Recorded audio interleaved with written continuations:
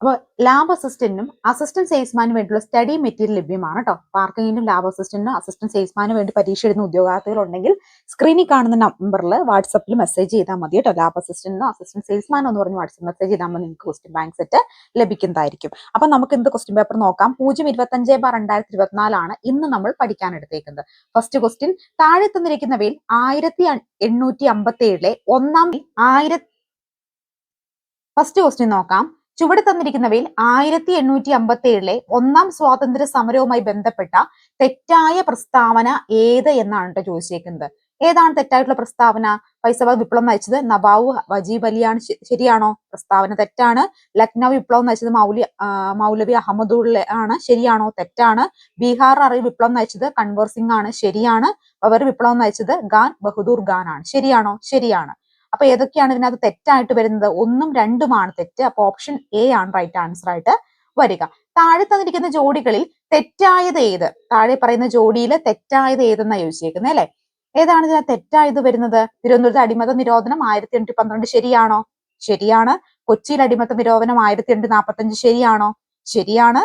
Thiruvananthapuram university college രൂപീകൃതമായത് 1837 ശരിയാണോ? തെറ്റാണ്. Ernakulam Maharajas college രൂപീകൃതമായത് 1875 ശരിയാണോ? ശരിയാണ്. 3 മാത്രമാണ് തെറ്റ്. അതുകൊണ്ട് തന്നെ ഓപ്ഷൻ സി ആണ് റൈറ്റ് ആൻസർ ആയിട്ട് വരിക. ചുവടെ തന്നിരിക്കുന്നവയിൽ ചൈനീസ് വിപ്ലവവുമായി ബന്ധപ്പെട്ട തെറ്റായ പ്രസ്താവന ഏത്? തെറ്റായ പ്രസ്താവനയാണ് ചോദിച്ചേക്കുന്നത്. അപ്പൊ ഇതിനകത്ത് ഏതാണ് തെറ്റായ പ്രസ്താവന നോക്കാം. പീപ്പിൾസ് റിപ്പബ്ലിക് ഓഫ് ചൈന രൂപീകൃതമായത് 1949 ഒക്ടോബർ 1 ശരിയാണ്. യുദ്ധാനന്തരം ചിയാങ് കൈഷക് സംഘവും തായ്വാനിലേക്ക് ഓടിപ്പോയി. ശരിയാണ്. ചൈനീസ് സാംസ്കാരിക വിപ്ലവം കൊണ്ടുവന്ന മാവോ സെ തുങ്കാണ്. ശരിയാണ്. മാവോ സെ തുങ്ങിന് ശേഷം ഗുഹയാണ് ചൈനയിൽ അധികാരത്തിൽ വന്നു. ശരിയാണോ? തെറ്റാണ്. അപ്പോ 4ാമത്തെ പ്രസ്താവന മാത്രമാണ് തെറ്റ്. അതുകൊണ്ട് തന്നെ ഓപ്ഷൻ ഡി ആണ് റൈറ്റ് ആൻസർ ആയിട്ട് വരിക. സാമൂഹ്യ പരിഷ്കർത്താവായ ചട്ടമ്പി സ്വാമികളെ കുറിച്ച് ബന്ധപ്പെട്ട തെറ്റായ പ്രസ്താവന ഏത്? അപ്പൊ ഏതാണ് തെറ്റായ പ്രസ്താവന നോക്കിയാലോ. 1857 തിരുവനന്തപുരം ജില്ലയിൽ കൊല്ലൂരി ജനനം. ശരിയാണോ?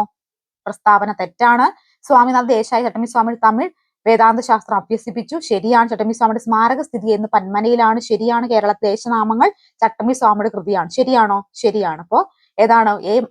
ഒന്ന് മാത്രമാണ് തെറ്റ്. അതുകൊണ്ട് ഓപ്ഷൻ എ ആണ് റൈറ്റ് ആൻസർ ആയിട്ട് വരിക. ചുവടെ തന്നിരിക്കുന്നവയിൽ ശരിയായ ജോഡികൾ ഏത്? ചുവടെ പറയുന്നവയിൽ ശരിയായിട്ടുള്ള ജോഡി ഏതെന്ന് ചോദിച്ചേക്കും. നമുക്ക് നോക്കിയാലോ ശരിയായിട്ടുള്ള ജോഡി ഏതാണെന്ന്. നാഗ്പൂർ സമ്മേളനം നിസ്സഹരണ പ്രസ്ഥാനം. ശരിയാണോ? ശരിയാണ്. ബോംബെ സമ്മേളനം പൂർണ്ണ സ്വരാജ്. ശരിയാണോ? തെറ്റാണ്. പൂർണ്ണ സ്വരാജ് എന്താ? 1929 ലാഹോർ സമ്മേളനമാണ്. ലാഹോർ സമ്മേളനം എന്താ? ക്വിറ്റിന്റെ പ്രമേയം. ശരിയാണോ? തെറ്റാണ്. സൂറത്ത് സമ്മേളനം ഇന്ത്യൻ നാഷണൽ കോൺഗ്രസ് വിഭജനം. ശരിയാണോ? ശരിയാണ് അല്ലെ. അപ്പൊ 1ഉം 4ഉമാണ് ശരി. ഓപ്ഷൻ ഡി ആണ് അതുകൊണ്ട് റൈറ്റ് ആൻസർ ആയിട്ട് വരിക. അന്താരാഷ്ട്ര ടെസ്റ്റ് ക്രിക്കറ്റിൽ ചരിത്രത്തിൽ ഇന്ത്യൻ ടീമിന് ഏറ്റവും കുറഞ്ഞ ഇന്നിംഗ്സ് സ്കോർ ഏത് രാജ്യത്തിനെതിരെയായിരുന്നു? ഏത് രാജ്യത്തിനെതിരെയായിരുന്നു? ആ റൈറ്റ് ആൻസർ ആയിട്ട് വരുന്ന ഓപ്ഷൻ ബി ഓസ്ട്രേലിയ ആണ്. സിങ്ക് ഹോൾ രൂപീകരണത്തിന് കാരണമാകുന്ന രൂപവൽക്കരണ സഹായി ഏത്? ഏതാണ്? ഓപ്ഷൻ ബി ഭൂഗർഭ ജലമാണ് കേട്ടോ. ഭൂഗർഭ ജലം. ലോകത്തിലെ ഏറ്റവും ഉയരം കൂടിയ വേലിയേറ്റങ്ങൾ ഉണ്ടാകുന്ന രാജ്യം ഏത്? ഏതാണ്? 8 റൈറ്റ് ആൻസർ ആയിട്ട് വരിക. Option D കാനഡയാണ്.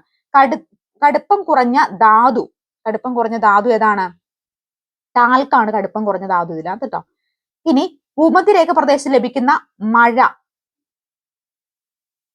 ഏതാണ്? 10 റൈറ്റ് ആൻസർ ആയിട്ട് വരിക.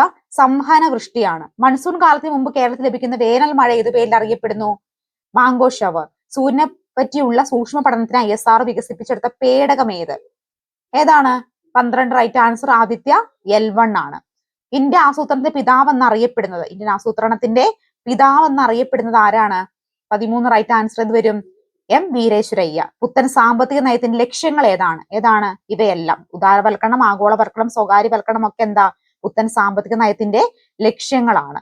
ഇനി ഖാരിഫ് വിളകൾ വിളവെടുക്കുന്ന സമയം ഏതാണ്? ഖാരിഫ് വിളകൾ വിളവെടുക്കുന്ന സമയമായിട്ട് വരുന്നത് സെപ്റ്റംബർ മുതൽ ഒക്ടോബർ വരെയാണ്. ഹരിത വിപ്ലവത്തിന്റെ ഏഷ്യൻ ഭവനം എന്നറിയപ്പെടുന്ന രാജ്യം ഏത്? ഏതാണ്? 2022-23 കൂടി ഇന്ത്യയുടെ നവീകരണ ലക്ഷ്യമാക്കി നീതി ആയോഗ് ആരംഭിച്ച സംരംഭം ഏത്? ഏതാണ്? 17 റൈറ്റ് ആൻസർ ആയിട്ട് വരിക. ഓപ്ഷൻ ബി എന്താണ്? Strategy for new India at 75 ആണ്. 2023 ലോക ബാങ്ക് ലോജിസ്റ്റിക് പെർഫോമൻസ് സൂചികയിൽ ഇന്ത്യയുടെ സ്ഥാനം എത്രയാണ്? ഏതാണ്? 38 ആണ്. ഇന്ത്യയുടെ ഭരണഘടന നിർമ്മാണ സഭയുമായി ബന്ധപ്പെട്ട താഴെ തന്നിരിക്കുന്ന പ്രസ്താവനകളിൽ തെറ്റായ പ്രസ്താവന ഏത് എന്നാണ് ചോദിച്ചേക്കുന്നത്. അപ്പൊ നമുക്ക് നോക്കാം. ഭരണഘടന ഹിന്ദിയും ഇംഗ്ലീഷും എഴുതണം എന്ന നിർദ്ദേശം സ്വീകരിച്ചത് 1947 ജനുവരി നടന്ന എന്താണ് സമ്പൂർണ്ണ സമ്മേളനത്തിലാണ്. ശരിയാണോ? ശരിയാണ്. ഈ നിർദ്ദേശം മുന്നോട്ട് വെച്ച് ഡോക്ടർ രാജേന്ദ്ര പ്രസാദ് ആണ്. ശരിയാണ്. ലക്ഷ്യപ്രമേയം അംഗീകരിച്ച ഈ ഒരു സമ്പൂർണ്ണ സമ്മേളനത്തിലൂടെയാണ്. ശരിയാണ്. ലക്ഷ്യപ്രമേയത്തിൽ ജവഹർലാൽ നെഹ്റു എതിർത്തു. ശരിയാണോ? തെറ്റാണ്. ഓപ്ഷൻ ബി ആണ് ഇവിടെ റൈറ്റ് ആൻസർ ആയിട്ട് വരിക. താഴെ തന്നിരിക്കുന്ന പൗരത്വവുമായി ബന്ധപ്പെട്ട ശരിയായ പ്രസ്താവന ഏത്? പൗരത്വവുമായി ബന്ധപ്പെട്ടിട്ടുള്ള ശരിയായ പ്രസ്താവന ഏതെന്നാ ചോദിച്ചേക്കുന്നത്. ഏതാ? എന്താണ് OCI എന്നതിന്റെ പൂർണ്ണ രൂപം ഓവർസീസ് സിറ്റിസൺ ഓഫ് ഇന്ത്യ എന്താണ്? ശരിയാണ്. ഭരണഘടന 2-ാം ഭാഗത്ത് പൗരത്വത്തെ കുറിച്ച് പ്രതിപാദിക്കുന്നു. ശരിയാണ്. ഭരണഘടനയുടെ 6 മുതൽ 11 വരെയുള്ള വകുപ്പുകൾ പൗരത്വത്തെ കുറിച്ച് പ്രതിപാദിക്കുന്നു. ശരിയാണ്. ഇന്ത്യക്ക് നേപ്പാൾ സന്ദർശിക്കാൻ വിസ ആവശ്യമില്ല. ശരിയാണ്. അപ്പൊ 1, 2, 3, 4 എന്ത് തന്നെയാണ്? ശരി തന്നെയാണ്. ഓപ്ഷൻ ബി ആണ് റൈറ്റ് ആൻസർ ആയി വരിക. ആമുഖം ഒരു പ്രഖ്യാപനത്തെക്കാൾ കൂടുതലാണ്. അത് നമ്മുടെ ഭരണഘടനയുടെ ആത്മാവാണ്. നമ്മുടെ രാഷ്ട്രീയ സമൂഹത്തിന്റെ മാതൃകയാണ്. അതൊരു വിപ്ലവത്തിനല്ലാതെ മറ്റൊന്നിനും മാറ്റാൻ കഴിയാത്ത ദൃഢ നിശ്ചയം അതിലടങ്ങിയിരിക്കുന്നു. ഇന്ത്യൻ ഭരണഘടനയെ ആമുഖത്തെ കുറിച്ച് ഇങ്ങനെ പറഞ്ഞത് ആരെന്നാണ് ചോദിച്ചേക്കുന്നത്. ആരാണ് ഇങ്ങനെ പറഞ്ഞിട്ടുള്ളത്? ജസ്റ്റിസ് ഹിദായത്തുള്ളയാണ് ഇങ്ങനെ പറഞ്ഞിരിക്കുന്നത് കേട്ടോ.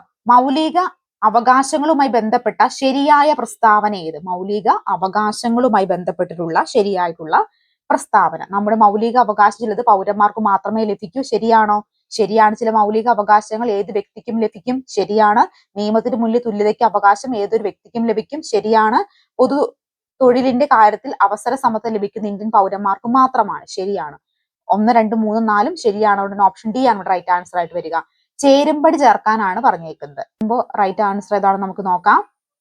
23 റൈറ്റ് ആൻസർ ഏതാണ്? അപ്പോൾ നിർദ്ദേശക തത്വങ്ങൾ ഏതാണ്? നിർദ്ദേശക തത്വങ്ങൾ എടുത്തിരിക്കുന്നത് ദക്ഷിണാഫ്രിക്ക. മൗലിക കർത്തവ്യങ്ങൾ എവിടെ എടുത്തേ? റഷ്യയിൽ നിന്നാണ് മൗലിക കർത്തവ്യങ്ങൾ എടുത്തത്. അവശിഷ്ടാധികാരങ്ങൾ ഇതോടെ എടുത്തിട്ടുള്ളത് 3 നോക്കിക്കേ കാനഡയാണ് കേട്ടോ. ഭരണഘടനാ ഭേദഗതി അയർലൻഡ്. അപ്പൊ നോക്കുമ്പോൾ ഏതാ റൈറ്റ് ആൻസർ ആയിട്ട് വരിക? ചെറുപടി ഇറക്കുമ്പോ അപ്പൊ നോക്കിയേ ഓപ്ഷൻ എ ആണ് ഇവിടെ റൈറ്റ് ആൻസർ ആയിട്ട് വരുന്നത്. ഡാഷ് സ്ഥാനത്തേക്ക് തെരഞ്ഞെടുപ്പിൽ താഴെ പറയുന്ന യോഗ്യതകൾ ആവശ്യമാണ്. ഏതൊക്കെയാണ്? ഇന്ത്യൻ പൗരനായിരിക്കണം, 35 വയസ്സ് പൂർത്തിയാകണം, ലാഭകരമായ ഒരു പദവി വഹിക്കരുത്, അതുപോലെ രാജ്യസഭ അംഗമായി തെരഞ്ഞെടുക്കാനുള്ള യോഗ്യത ഉണ്ടായിരിക്കണം. അപ്പൊ ഏതാ? ഓപ്ഷൻ ഡി ഉപരാഷ്ട്രപതിയാണ്. The power of the prime minister, അതാരുടെ പുസ്തകം? Power of the prime minister എന്ന് പറയുന്നത് ഹംഫ്രിയുടെ ആണ് കേട്ടോ. ഹംഫ്രി ആണ്. അപ്പൊ 1 എ എങ്ങോട്ടേക്ക് വരും? 3ലേക്ക് വരും. നിയമങ്ങളുടെ അന്തസത്ത അത് എതിരാത്ത വരുന്നത് മോണ്ടിസ്ക്യൂന്റെ അല്ലേ? സ്പിരിച്വൽ ഓഫ് ലോസ് മോണ്ടിസ്ക്യൂ ആണ് കേട്ടോ. ഇന്ത്യ 2020 ആരുടെയാ? നോക്കിക്കേ ഡോക്ടർ APJ അബ്ദുൽ കലാം ആണ്. മൈ ട്രൂത്ത് ആരുടെയാ? ഓഫ് കോഴ്സ് അത് ഇന്ദിരാഗാന്ധിയുടെയാണ്. അപ്പൊ ഇവിടെ ഏതാ റൈറ്റ് ആൻസർ ആയിട്ട് വരിക? ഓപ്ഷൻ ബി ആണ് കേട്ടോ. ഓപ്ഷൻ ബി ആണ്. താഴെ തന്നിരിക്കുന്നവ തെറ്റായ ജോഡി അല്ലെങ്കിൽ ജോഡികൾ ഏവ എന്നാണ് ചോദിച്ചിട്ടുള്ളത്. 26 റൈറ്റ് ആൻസർ ഏതാ വരിക? നോക്കിക്കേ ബൽവന്തരായി കമ്മീഷൻ 1957 എന്താണ്? ശരിയാണോ? ശരിയാണ്. PK തുങ്കൻ കമ്മീഷൻ 90 തെറ്റാണ്. അശോക് മേത്ത കമ്മീഷൻ 1927 ശരിയാണ്. സർക്കാരിയ കമ്മീഷൻ 1983 ശരിയാണ്. അപ്പോൾ 2 മാത്രമാണ് തെറ്റായിട്ട് വരുന്നത് കേട്ടോ. അപ്പൊ ഓപ്ഷൻ സി ആണ് റൈറ്റ് ആൻസർ ആയിട്ട് വരിക. ജമ്മു കാശ്മീരും ബന്ധപ്പെട്ട് താഴെ തന്നിരിക്കുന്ന പ്രസ്താവനകളിൽ ശരിയായിട്ടുള്ള പ്രസ്താവന ഏത് എന്നാണ് ചോദിച്ചേക്കുന്നത്. ജമ്മു കാശ്മീർ പ്രത്യേക പദവി നൽകിയ വകുപ്പ് 370 എടുത്തു കളഞ്ഞ കേന്ദ്ര ഗവൺമെന്റ് തീരുമാനം 2020 ഡിസംബറിൽ സുപ്രീം കോടതി ശരിവച്ചു. പ്രസ്താവന ശരിയാണോ? ശരിയാണല്ലേ. ജമ്മു കാശ്മീരിനെ 2 കേന്ദ്ര ഭാഗങ്ങളായി മാറ്റിയത് 2019 ശരിയാണ്. രാജതരംഗിണി കാശ്മീരിന്റെ ചരിത്രം വിശദമാക്കുന്ന പുസ്തകമാണ്. ശരിയാണ്. 2005 ജൂണിൽ ജമ്മു കാശ്മീർ സാമ്പത്തിക അടിയന്തരാവസ്ഥ പ്രഖ്യാപിച്ചു. ശരിയാണോ? തെറ്റാണ്. 1, 2, 3 ശരി. അതുകൊണ്ട് ഓപ്ഷൻ ഡി ആണ് റൈറ്റ് ആൻസർ ആയിട്ട് വരിക. ഇന്ത്യൻ ഭരണഘടനയുടെ 73-ാം 74-ാം ഭേദഗതിയുടെ അനന്തര ഫലങ്ങളായി പെടാത്തത് ഏത്? ഏതാണ് പെടാത്തായിട്ട് വരിക? ഇവിടെ ഓപ്ഷൻ ബി ആണ് റൈറ്റ് ആൻസർ ആയിട്ട് വരുന്നത്. ഓപ്ഷൻ ബി ആണ്. ഇനി ചേരുംപടി ചേർക്കും. അടുത്തത് 29-ാമത്തെ ചോദ്യമാണ് കേട്ടോ. എന്താണ്? അഭയകിരണം പദ്ധതി, വിദ്യാകിരണം പദ്ധതി, താലോലം പദ്ധതി, വിദ്യാജ്യോതി പദ്ധതി. ചേരുംപടി ചേർത്ത് നോക്കിക്കേ. അഭയകിരണം പദ്ധതി വിധവകൾക്ക് സാമ്പത്തിക സഹായം. 2 വിദ്യാകിരണം പദ്ധതി വികലാംഗരുടെ മക്കൾക്ക് വിദ്യാഭ്യാസ സഹായം. Option D. ഇനി 3 എന്താ പറയുക? താലോലം പദ്ധതി മാരക രോഗങ്ങൾക്കുള്ള ഓപ്ഷൻ എ. വിദ്യാജ്യോതി പദ്ധതി ഓപ്ഷൻ ബി. ഓപ്ഷൻ സി ആണ് റൈറ്റ് ആൻസർ ആയിട്ട് വരുന്നത്. അടുത്ത ചോദ്യം, താഴെ തന്നിരിക്കുന്നവയിൽ തെറ്റായ പ്രസ്താവന DGP മനോജ് കുമാർ IPS ആണ് എന്നാണ് തെറ്റായിട്ടുള്ള പ്രസ്താവനയുടെ ഓപ്ഷൻ 4 ഇന്ത്യൻ ഭരണഘടനാ വകുപ്പ് 400A എന്തിനെ കുറിച്ച് പ്രതിപാദിക്കുന്നു? എന്തിനെ കുറിച്ചാണ് പ്രതിപാദിക്കുന്നത്? 31 റൈറ്റ് ആൻസർ ആയിട്ട് വരിക. ഇവയൊന്നുമല്ല എന്നുള്ളതാണ് കേട്ടോ. ഏറ്റവും കൂടുതൽ അനുപാതത്തിൽ ആഗോള താപനത്തിന് കാരണമാകുന്ന ഹരിതഗ്രഹ വാതകം ഏതാണത്? ഓപ്ഷൻ ബി കാർബൺ ഡയോക്സൈഡ് ആണ്. താഴെ തന്നിരുന്ന പ്രസ്താവനകളിൽ ഏറ്റവും ശരിയായിട്ടുള്ള പ്രസ്താവന ഏതാണെന്നാണ് ചോദിച്ചേക്കുന്നത്. മനുഷ്യ ഹൃദയത്തിന്റെ പേസ് മേക്കർ സ്ഥിതി ചെയ്യുന്നത് എവിടെയാണ്? 33 റൈറ്റ് ആൻസർ ഏതാണ്? 3 മാത്രം. വലത് ഏട്രിയത്തിന്റെ വലത് മുകൾ കോണിൽ എന്നുള്ളതാണ് കേട്ടോ റൈറ്റ് ആൻസർ ആയിട്ട് വരിക. 2023 ഡേവിഡ് ജൂലിയസും ആൻഡ്രോ പെറ്റാബിയും ചേർന്ന് നോബൽ പുരസ്കാരം നേടിയത് ഏതു മേഖലയിലാണ്? 34 റൈറ്റ് ആൻസർ ഓപ്ഷൻ എ വൈദ്യശാസ്ത്രമാണ് കേട്ടോ. ഇനി ചേരുംപടി ചേർത്ത് ഉചിതമായിട്ടുള്ള ഉത്തരം തെരഞ്ഞെടുക്കാനാണ് പറഞ്ഞേക്കുന്നത്. അപ്പൊ ചേരുംപടി ചേർത്ത് നോക്കിക്കേ. 35 റൈറ്റ് ആൻസർ ഏതാണ് വരിക? ഓപ്ഷൻ സി ആണ് കേട്ടോ. കുട്ടികളുടെ പ്രമേഹം കണ്ടെത്താനും ചികിത്സാ സഹായമേകാനും കേരള സർക്കാരിന്റെ പ്രത്യേക പദ്ധതി എന്ന് പറഞ്ഞിട്ടുണ്ട്. ഏതാണ്? മിഠായി ആണ്. കൊറോണ വൈറസിന്റെ വകഭേദമായിട്ടുള്ള B11529 ഇവയിൽ എന്തിനെ സൂചിപ്പിക്കുന്നു? എന്താണ് സൂചിപ്പിക്കുന്നത്? ഒമിക്രോണിനെയാണ് കേട്ടോ സൂചിപ്പിക്കുന്നത്. 38 PSC ക്യാൻസൽ ചെയ്തിട്ടുള്ള ചോദ്യമാണ്. രണ്ട് വസ്തുക്കൾ തമ്മിലുള്ള ചലനത്തെ എതിർക്കുന്നതും പ്രതലത്തിൽ സമാന്തരവുമായിട്ടുള്ള ബലം എന്നാണ് ചോദിച്ചേക്കുന്നത്. 39 ഓപ്ഷൻ സി ഘർഷണ ബലമാണ്.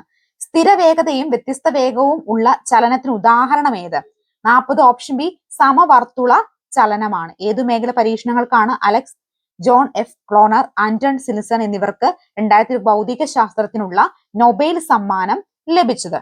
ആർക്കാണ്? ഓപ്ഷൻ സി ക്വാണ്ടം മെക്കാനിക്സിനാണ് കേട്ടോ.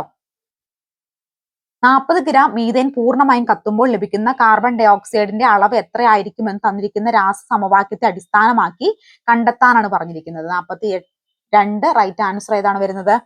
ഓപ്ഷൻ എ ആണ് കേട്ടോ. 110 ഗ്രാം ആണ്. ചുവടെ കൊടുത്തിരിക്കുന്നതിൽ ലൂയിസ് ആസിഡ് ഏതാണ്? ഓപ്ഷൻ സി ആണ് കേട്ടോ. X ഒരു 2ാം ഗ്രൂപ്പ് മൂലകവും Y ഒരു 17ാം ഗ്രൂപ്പ് മൂലവുമാണെങ്കിൽ XYയും ചേർന്ന് രൂപം കൊള്ളുന്ന സംയുക്തത്തിന്റെ രാസസൂത്രം എന്തായിരിക്കും എന്നാണ് ചോദിച്ചിട്ടുള്ളത്. 44 റൈറ്റ് ആൻസർ ഓപ്ഷൻ ഡി ആണ് കേട്ടോ. XY2 റൈറ്റ് ആൻസർ ആയിട്ട് വരിക. ഇനി ചുവടെ കൊടുത്തിരിക്കുന്ന 2 പ്രസ്താവന അടിസ്ഥാനമാക്കി ഏറ്റവും ശരിയായിട്ടുള്ള ഉത്തരം തെരഞ്ഞെടുക്കാനാണ് പറഞ്ഞേക്കുന്നത്. 45 റൈറ്റ് ആൻസർ ഏതാണ്? ഓപ്ഷൻ ബി ആണ് കേട്ടോ. അതായത് സ്റ്റീൽ ഒരു ലോഹമാണെന്നുള്ള പ്രസ്താവന, പിന്നെ അതുപോലെ തന്നെ സ്റ്റീൽ അലോഹ സങ്കരമാണെന്നുള്ള പ്രസ്താവനയുമാണ്. അപ്പൊ ഓപ്ഷൻ സി ആണ് റൈറ്റ് ആൻസർ ആയിട്ട് വരിക. താഴെ പറയുന്നവ രണ്ടായിരത്തി ഖത്തർ ഫുട്ബോൾ ലോകകപ്പിന്റെ സെമി ഫൈനലിലേക്ക് യോഗ്യത നേടിയ ടീമുകൾ ഏവ? ഹൈമവദഭൂവിൽ എന്ന യാത്രാ വിവരണം ആരുടെ കൃതിയാണ്? ആരുടെയാണ്? MP വീരേന്ദ്രകുമാറിന്റെയാണ് കേട്ടോ. പുരാതന ഗുഹാചിത്രങ്ങൾ പ്രസിദ്ധി കേട്ട എടക്കൽ ഗുഹ സ്ഥിതി ചെയ്യുന്ന ജില്ല ഏതാണ്? എവിടെയാണ് എടക്കൽ ഗുഹ സ്ഥിതി ചെയ്യുന്നത്? എല്ലാവർക്കും അറിയാം ഉത്തരം ഏതാണെന്ന്.